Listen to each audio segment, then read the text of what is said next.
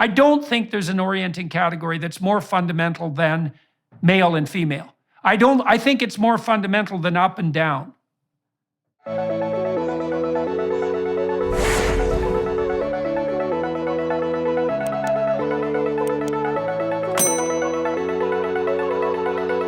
Hey everyone, welcome to Chronicles of Clarity. I'm Michael Goff. Today we're jumping right in with Jordan Peterson and Konstantin Kisin. I think that if we lose God, so God is dead, we'll lose science too. And I think that's playing out right now, man. Is there less of an assault on the idea of religious transcendence than there is an assault on the idea of scientific truth? I don't think so. I think they're both under the gun to exactly the same degree. And the STEM fields, science, technology, engineering, and mathematics are, they're falling prey to the machinations of the woke left like a butter stick and being run through by a hot knife. We could easily lose the scientific enterprise. Well, this is why I've always said that the trans thing is what will break intersectionality and wokeness, because that is a point at which reality does clash with ideology.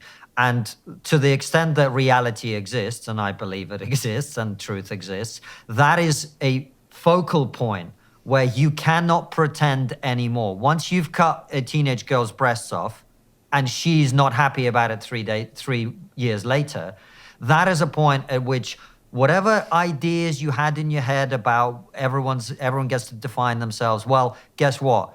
That is the point at which reality clashes. And it's the same with parents, obviously. We've just interviewed somebody about this, a woman who transitioned her child and regretted it, and we'll be putting that out very shortly. Oh, okay. Well, I did an interview with Chloe Cole. I saw that, who had transitioned and regretted it. Yeah. And I think that's Konstantin, at the beginning of Genesis, when God creates human beings, he does say, well, people are made in the image of God. So that's the installation of this divine transcendent value that's part and parcel of, let's say, the eternal soul, right? It's emblematic of the intrinsic dignity and importance of each person, regardless of status. But then the second phrase is men and women, he created them, right? The notion that there is this fundamental bifurcation that's built into the structure of reality itself. And you can easily make that into, you can easily make a biological case for that. I mean, right. Sex is, I don't know if there is a conceptual or perceptual category, an orienting category. I don't think there's an orienting category that's more fundamental than male and female. I think it's more fundamental than up and down. And so you blow that out with your Tower of Babel, which is exactly what we're doing right now, is you blow out everything. And so I do think the T in the LGBT, ETC alphabet panoply, the T is going to be the breaking point. Right. I do believe that. Because that is the point at which the truth claims are evidently impossible to maintain, the identity truth claims that people make. And we have just had this case in the UK, in the Scottish prison, where a double rapist was put into a female prison. And the public are starting to realize what's going on, Jordan. And I have always said this would happen because on most things, people will go along, as you said, to get along. But on this sort of stuff, they can't anymore. And so not when their children are at stake. That's exactly right. And so, whether children or, frankly, women as well, when women's safeties are at stake. So women's safety is at stake. So that's why it seems to me that we're coming to some kind of head on this position, irrespective of the conversation we've had about God or not. The truth claims of the woke identitarians are going to start to crumble over time.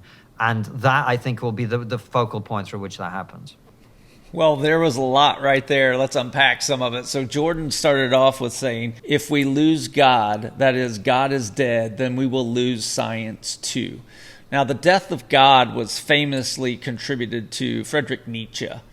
Friedrich Nietzsche was the son of a pastor. He actually went to seminary, but he ultimately denied the faith. And famously, in his book, The Gay Science, and he also mentions the death of God also, and thus spoke Zarathustra. He posits the death of God idea. And it's powerfully found in his poetic writing called The Madman, which I will link in the description below. I really encourage you to read it. But this notion of the death of God, Nietzsche posits that humans have killed God, like with their ideas. They've killed the idea of God. And if that happens, the point of the whole thing is what's going to take its place. He says in The Madman that things take time to play out. And so the madman asks a crowd, he said he was looking for God. And then people start making fun of him and go, oh, have you lost him? And then as it progresses and it gets down towards the end, the madman says, well, perhaps I've come too early. And what Nietzsche's trying to convey there is that the fruit of the act of killing God, which started with the Enlightenment, has not yet come to full fruition. This redefining of reality may be its full harvest, if you will, which is the heart of the sexual revolution.